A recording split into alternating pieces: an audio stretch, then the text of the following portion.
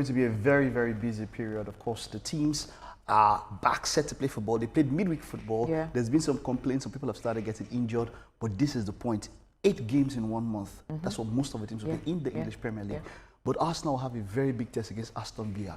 If they beat Aston Villa, is this laying down a marker that the title is theirs?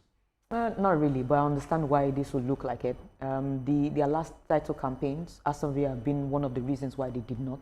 Because they lost at that particular game. Yes, because they lost at Villa. I think it was four points. Yeah. Against back to back, Villa, and of course even West Ham themselves too. So that's not even the main issue that Arsenal have right now. They also have injury problems in some departments that are very key for them.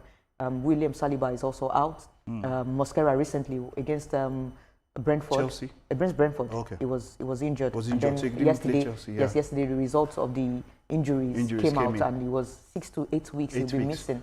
You know, Gabriel. Saliba is expected to come back soon. Yeah, to come back sooner than Gabriel. Gabriel is also out, so you can see that this injuries can actually affect them. They had to play in Capt and Mosquera against Chelsea. Now Mosquera is out. Probably they will have to push with Saliba to come back on time and pair with Capt against Aston Villa. Or maybe you move White into the center. I said the same thing. I was talking to my friend. I said maybe they probably move White so that Timber can play. But who knows? White can get another injury because he has never been consistent playing football for Arsenal. Yeah. So it's a big game. It's a possible banana peel for them at the Villa, and the fact that they are at the Villa Park against Arsenal, it's a very, very tough one. Unai Emery somehow have been able to turn the season of Aston Villa around. Their first 5 games or 4 games, they didn't score a single goal. But from then they moved from then on, up the moment they played was it the Europa or Conference League game, they just started picking up from there.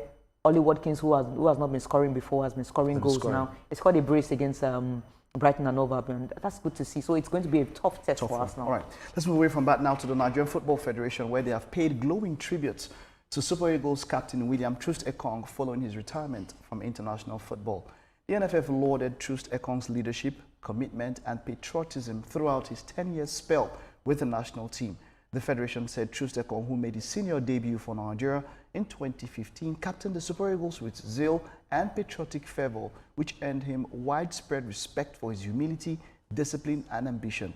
Troost-Ekong recorded standout performances at 3 Africa Cup of Nations tournaments and represented Nigeria at the 2018 FIFA World Cup in Russia.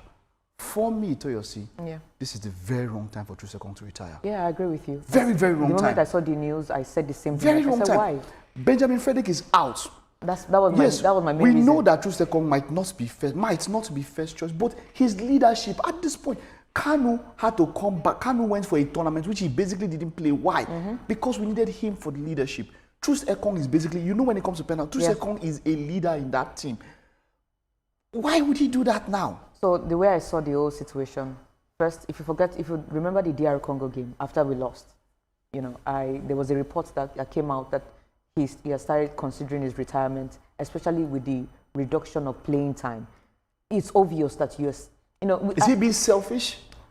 You can say that, but it was obvious that Troost-Ekong was no longer happy the moment he was always been on the bench. Don't forget the day the match was on the bench and was brought in. Yeah. Again, he was in the starting lineup the next game against South Africa. Against South Africa, it was Rwanda before. Yes, and then he had that own goal. He scored that own goal. The next one, he wasn't in the starting lineup. And I think from there you already got the message that, man, your time being a starter, will now be relegated and you need to sit on the bench. You can still sit on the bench and show leadership. You can still sit on the bench and play. You might not necessarily play on the pitch, but help the team in terms of collectiveness, leadership, helping them, ginger them, tell them what to do.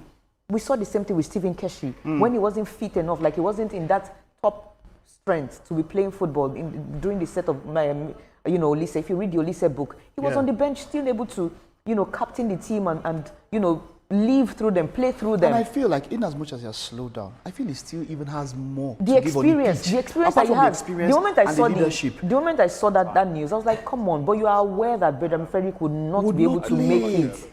You should have at least stayed. It's a bad timing. What will it cost you? What will it cost you? How many weeks to the tournament? 16 days to the tournament. 2 weeks. It won't cost you anything. And after a tournament, you can say sayonara. Exactly. Say bye-bye. Best time. Imagine if he does it with a trophy. I'm telling you. And leaves the trophy. that's the more reason why I totally now agree that there's something deeper than this for in the NFF. Yes, there's something deeper than him just. Although he replied to somebody on X saying that he did that on his own terms with his own decisions. I don't think so. I think he's trying to cover up something. There's a deeper situation going on between Troost-Ekong and NFF for him to just suddenly just come and retire like that, especially after the strike, the protest strike. Of course, as the captain, he had to be the one in the forefront talking about how things probably were maybe resolved. He's being held as a scapegoat or whatever. But I feel that's so a too. possibility. You cannot trust this NFF to. You can't trust them. Especially, That's just what it is. the fact that we have 54-man preliminary list, and I'm like, what is that? All right, then, still talking about the captain, Wilfred Ndidi will now captain the Super Eagles at the 2025 Africa Cup of Nations in Morocco. Ndidi will take up the role following Troost-Ekong's retirement. He announced his retirement from international football on Thursday. Now, Ndidi led the Super Eagles at last month's 2026 FIFA World Cup African playoffs in Morocco. Now, he missed the AFCON 2023 finals in Cote d'Ivoire due to injury. Now, he's currently the most senior member of the team. Ndidi takes over from William Troost-Ekong. And remember I mentioned something. I remember Ndidi having a good match against, what was the first team we played before? Gabon. No, yes, Gabon. Before Benin? Yeah, Gabon. It was Gabon. Well, he had a good match against... Was it the playoff? The playoff. It was Gabon. It was Gabon. He had a good match. Yeah, he did. And then, DR Congo was coming up. I told somebody, I said, see, it is one thing for Wilfred Ndidi to have a good match, but to play 2 matches in 3 days, I expected he was not. Yes, doesn't have that leg. I didn't expect him to. You know that when the yellow card was rescinded, I didn't expect him to play that match because I knew that he wouldn't have the legs. And when a lot of people, when he came up and he didn't perform so well, they was bashing for him. But it's not because he's a bad player, but because of the frequency of the games. They came too close to each other. Other midfielders did not cover his weakness. They came too close together. So for me, I would still want a Troost-Ekong as a captain, but it just so happened that he has dropped.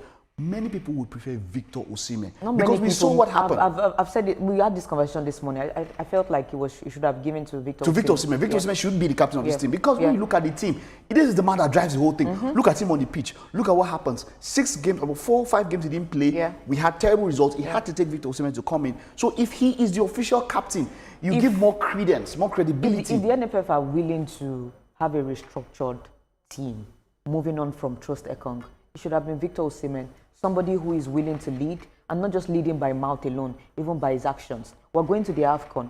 You need Victor Osimhen to be the captain, to captain us at that particular tournament, to see us and drive us through to the final, to the finish line, and see if we can win the AFCON, in Morocco this time around. I don't think Ndidi should be the, captain for me. He has never shown any leadership traits, as far as I'm concerned. Yes. Aside from being older than every other person, I've never seen any act to show that yes, you're the leader. I've never seen you take any decision in favor of the team or do anything. You've never come out. You've never been vocal. You've never been anything. I also saw his countenance, and body language during the penalties against DR Congo. It didn't give me that confidence that this is somebody who is willing to lead. Because if you're willing to lead, you should have been the first penalty taker on that night.